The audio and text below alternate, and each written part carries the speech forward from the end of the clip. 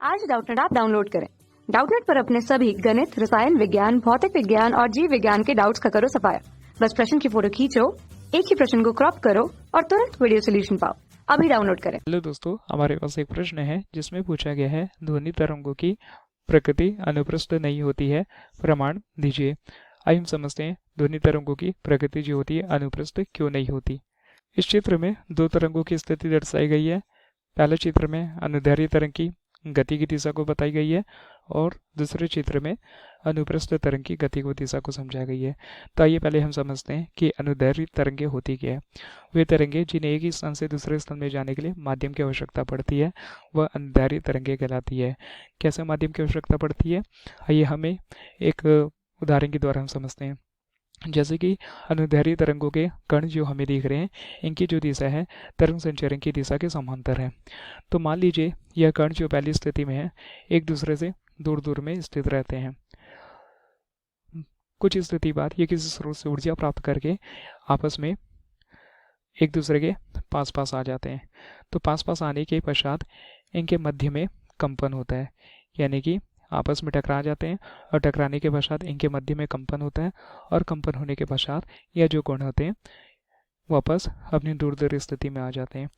तो इस अवस्था में क्या होता है, जब यह कंपन होता है तो इनकी इस स्थिति को संपीड़न कहते हैं। यह स्थिति कण की संपीड़न कहलाती है और जब यह दूर दूर आ जाते हैं तो यह स्थिति इनकी विरलन की स्थिति कहलाती है। तो क्या होता है, जब यह पहले पास पास आते हैं दूर दूर आते हैं, तो मान लीजिए यह किसी ध्वनि स्रोत से ऊर्जा प्राप्त करते हैं और यह कण आपस में एक दूसरे के पास आते हैं। पास आने के पश्चात कंपन होता है और कंपन होने के पश्चात यह इस प्रकार अपनी कंपन की अवस्था को एक कण से दूसरे कण की ओर स्थानांतरित करते रहते हैं, जिससे एक माध्यम प्राप्त होता है। और माध्यम प्राप्त होने के पश्चात तरंगों को एक माध्यम होने के कारण गति मिल पाती है। जैसे कि पहले यह कण पास पास है, पास पास आने के पश्चात कंपन हुआ, कंपन होने के पश्चात एक माध्यम प्राप्त होता है और माध्यम प्राप्त होने के पश्चात यह कण वापस अपनी पूर्ण अवस्था को प्राप्त कर लेते हैं, यानी कि विरलन की स्थिति को आ जाते हैं। इस प्रकार हम मान लेते हैं यह कोई माध्यम है और इस माध्यम में कई सारे कण होते हैं जिनकी संख्या जिसे हम गिन नहीं सकते। वह कण किसी भी प्रकार के हो सकते हैं, वायु के कण हो सकते हैं, गैस के कण हो सकते हैं या इत्यादि कई प्रकार के कण होते हैं। तो इन कणों की जो दिशा होती है तरंग संचरण की दिशा के समांतर होती है। लेकिन जो अनुप्रस्थ तरंग के कण होते हैं, जैसे कि चित्र में पता चल रहा है, इनके कण की दिशा तरंग संचरण की दिशा के लंबवत होती है। यानी कि यह जो अनुप्रस्थ तरंग के कण है इनकी दिशा चित्र के माध्यम से हम देख रहे हैं तरंग संचरण की दिशा के लंबवत है। तो इनके कण कैसे गति करते हैं, मान लीजिए ओ से जेड तक यह कोई रस्सी है। जब इस रस्सी को तेजी से खींचा जाता है तो इस रस्सी में तनाव उत्पन्न होता है। तो हम देखते हैं रस्सी में एक प्रकार का कंपन प्राप्त होता है।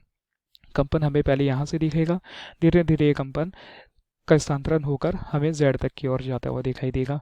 यह क्यों होता है, क्योंकि रस्सी में उपस्थित कण अपने तरंग संचरण की दिशा के ऊपर नीचे गति करते रहते हैं, यानी कि इनका जो स्थान होता है बदलता तो नहीं है, यानी यह एक ही स्थान में बने हुए रहते हैं, लेकिन अपने एक ही स्थान में रहते हुए यह ऊपर नीचे कंपन करते हैं, जिससे एक माध्यम प्राप्त होता है और इस प्रकार का एक माध्यम अनुप्रस्थ तरंग के लिए होता है। तो इस स्थिति में प्रश्न पूछा गया कि ध्वनि तरंगों की प्रकृति अनुप्रस्थ क्यों नहीं होती। क्यों नहीं होती, क्योंकि ध्वनि तरंग के जो कण होते हैं वह, या फिर हम बोल सकते हैं ध्वनि तरंग एक प्रकार की अनुदैर्घ्य तरंग होती है। अनुदैर्घ्य तरंग होने का माध्यम, कहने का तात्पर्य ऐसे कण या ऐसी तरंग जिसे एक स्थान से दूसरे स्थान में जाने के लिए माध्यम की आवश्यकता पड़ती है, और वो माध्यम तब बनेगा जब इन कणों के मध्य में विस्थापन होगा और विस्थापन के द्वारा ये कंपन पैदा करेंगे और कंपन के द्वारा एक माध्यम प्राप्त होगा।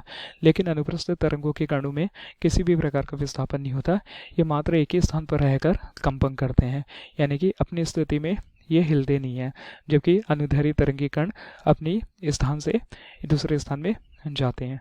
तो इस कारण बोल सकते हैं ध्वनि तरंगी की प्रकृति अनुप्रस्थ नहीं होती, अर्थात क्योंकि वह एक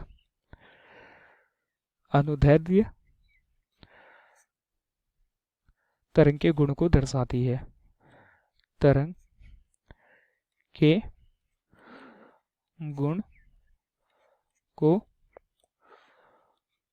दर्शाती है। धन्यवाद। कक्षा 6 से 12वीं से लेकर नीट, IIT, JEE वो एडवांस के लेवल तक 1 करोड़ से ज्यादा छात्रों का भरोसा। आज ही डाउनलोड करें डाउटनेट ऐप या व्हाट्सएप करें अपने सारे डाउट्स 8400 400 400 पर।